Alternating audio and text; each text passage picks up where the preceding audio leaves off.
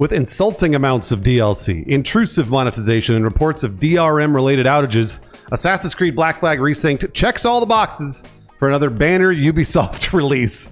Welcome to Inside Games Daily, the only game news show brave enough to see the irony in all this happening in a game about piracy. Isn't that funny? We're not the only ones to really notice that either. Plenty of people on Reddit keep mentioning that for some reason. But despite that, it sold really well because of course it did, and that's just how games go these days. So let's get into the news by throwing to the one Inside Game staffer that's, I guess, got the piratiest beard among us. Bruce, yours is a little too friendly, I'm sorry to say. Brian, take us into the tales of piracy on the high seas. And the most piratey last name. Gar. Yeah, it was right there. It's right there, Law Dog. Come on. Get in the game. All right. But yeah, let's talk about Black Flag Resynced. It launched to mostly negative reviews last week, possibly owing to the breathtaking spread of DLC Ubisoft is offering alongside the game. In their negative review, let's just read one of these. Steam user NecroSilver writes, "What's the point of getting the deluxe version when immediately in-game there's $84.91 worth of DLC that you don't own?" Ubisoft actually replied to this concern, reiterating that, quote, "The standard edition is the full, complete experience, and that all the DLC are, quote, entirely optional extras for players who want them." Which is true. Yeah, if you don't want it, don't buy it. Although, I don't know, Ubisoft makes it hard to look away, but we'll get to that in a bit. However, as the weekend went on, it seems most folks found a way to tolerate all that DLC, or at least not buy it. Despite launching to mostly negative reviews like we said, the game now has a mostly positive rating, with 79% of English reviewers rating it positively. Ubisoft didn't want to make it easy on players, though, relying on some distasteful tricks to funnel folks into the store for this single-player offline game. Yeah, Reddit user Lone Black Shadow posted an example of what's called a dark pattern.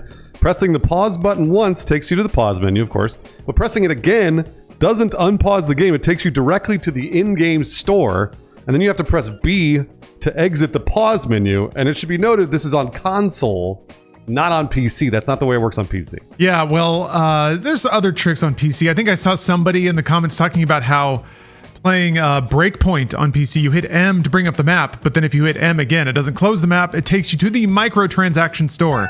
So yeah, a lot of those user flows were what you would expect to do actually just drops you right into a store. It's the video game equivalent of swiveling that tablet around and asking for a 30% tip.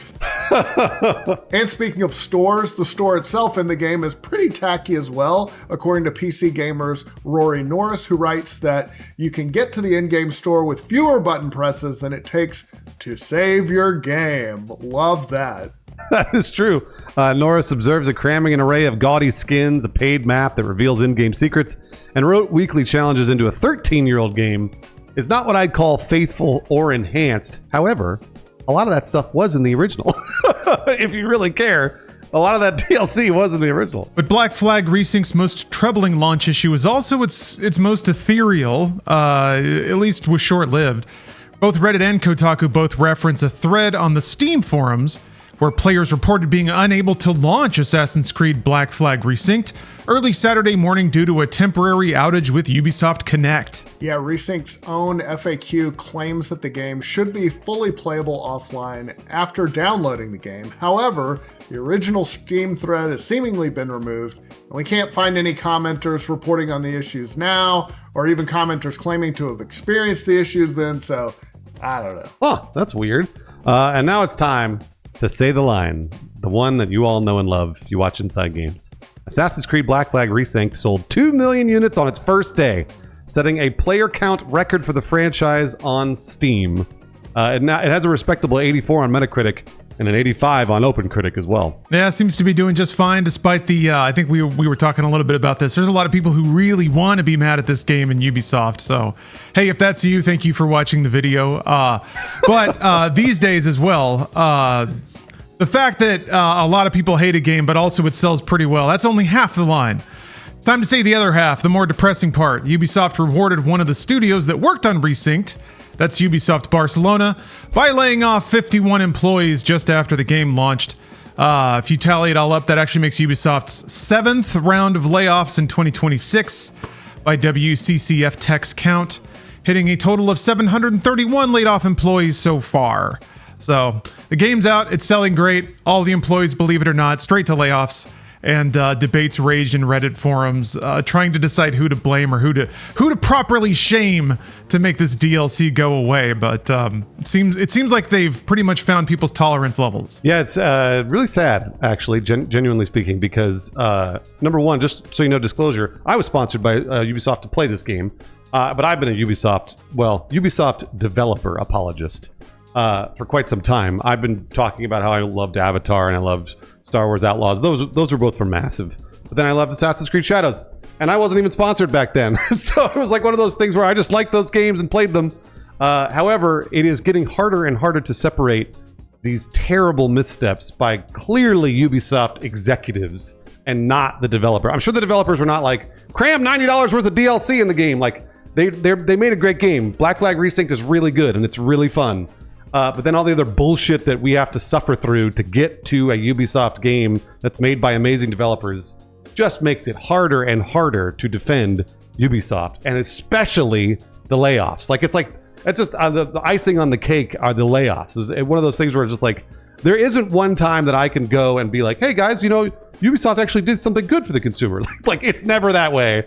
The developers are working their asses off. Let me tell you what, they are making good games and they're trying to override the Ubisoft executive mistakes. Yeah, I mean, also, isn't Ubisoft like still in a lot of financial trouble? So it does make sense from a business perspective why they would just load this down with as much MTX as possible. But on the player end, I just hate it. Like everyone, I just hate how busy it makes everything, how intrusive that just gets in the way of whatever I'm doing at that moment. I like a nice clean screen. I don't like a lot of stuff to click on. And microtransactions just have always taken me out of that. I don't like it. I get why they do it, but it doesn't mean I have to like it or put up with it. That's my rant on the subject. Yeah, as long as there are games that don't have that at all, at least there's a safe haven somewhere. It is interesting, though. You can tell that the developers, or like Bruce said, the publishers, the money people that figure out how to squeeze some extra dollars out of this purchase, they have figured out that with some brands and some games, they're good enough that you can leverage against that. You can kind of pick away at people's tolerance levels. Yeah, and to kind of what Brian says, it's I don't really play mobile games. It's very difficult to find a mobile game that isn't always kind of eroding your tolerance levels. I found this with I would get into match 3s and stuff, and I noticed that over time, I would get hit with more and more pop-ups. Like, it would actually increase. It would start, you just hit one. Hey, there's a sale. Okay, go away. Now I get to play my game. Now it's, hey, there's a sale. Remember to do your daily task. Boom, boom, boom, boom. And it almost seems planned. Like, the more that they can tell you're engaged in the game, the more that they can leverage against that to hit you with more stuff. So with this game, they've got a decade plus of nostalgia for one of the more well-beloved Assassin's Creeds. So, they're going to try to find a way to chop a little more money out of that. It was interesting reading through a lot of the reactions to some of these threads, because despite kind of like the outage stuff, the DRM threads, they were very long, massively upvoted, despite there not being a lot of concrete evidence about how widespread the issue actually was. Because it's a lot of people that really want to be mad at Ubisoft, and a lot of people that were ready to believe the worst in this game. So, as usual, the truth is somewhere in the middle. It's distasteful, but it's not cataclysmic. But it is interesting seeing people come into threads with their mind made up already about what's going on and who ought to be blamed for this situation, which is interesting. A lot of people blaming Ubisoft, a lot of people blaming the paying customers. And then occasionally a commenter would swing in and say, hey, I'm just swinging in from playing the game that I'm having a lot of fun with and saying it's not that big of a deal. And then everybody would just keep on arguing around them. And that's it. You're not allowed to do that. How dare you? Don't just enjoy that. That's not what this is about. That's not what video games are about. And I'm all for shaming Ubisoft into not putting DLC. I really am.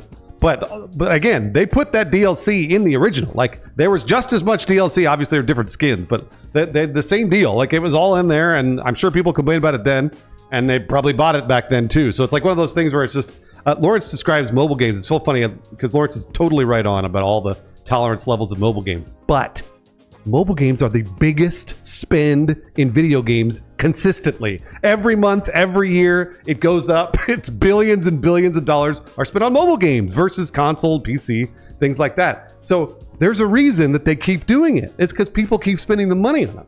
And I say it all the time on Inside Games, and I always see it in the Reddit threads. Nobody seems to listen. Don't spend your money on it. Don't buy Black Flag Resynced. Don't go play a mobile game and then spend $100 on microtransactions. Don't do any of that shit. Don't play the mobile game at all. That's the thing, is if you really believe in it, you've got to stop. But nobody's stopping, so it just keeps going. It's like it's so funny. Like I'm by the way, I'm not trying to take it away from you. If you love playing a mobile game and you're getting your tolerance eroded, keep doing it. I don't know, whatever. Yeah, spend $200 on microtransactions if you love it. Same with Black Flag. I'm the same way. I like Black Flag. I'm gonna buy the game. But if you want to stop it, that's how you stop it. You stop it. You tell your friends to stop it. That's just the way it goes. I'm all about acceptance. Accept that people spend money on some very dumb things, and then, kind of like Brian said, just play Dragon Quest. Like, find your happy place and stay there. Or if, unfortunately, I think that means also accepting the trade-off. If you want to play Assassin's Creed these days, it does mean you have to duck some stores. It does mean you have to roll your eyes at a in-cash or an in-game shop. I guess it could be worse, but that's true of everything all the time. But still, I think, most people seem to have accepted that this balance that we're at is not ideal, but it could be a lot worse, and it often is, especially for the people who make the games, unfortunately. On that note, we should end with a bit of gratitude here. Thank you very much for watching Inside Games. We love doing this, and we're very grateful to be able to. As it turns out, our R&D department is still trying to figure out how to sell paid skins for YouTube videos.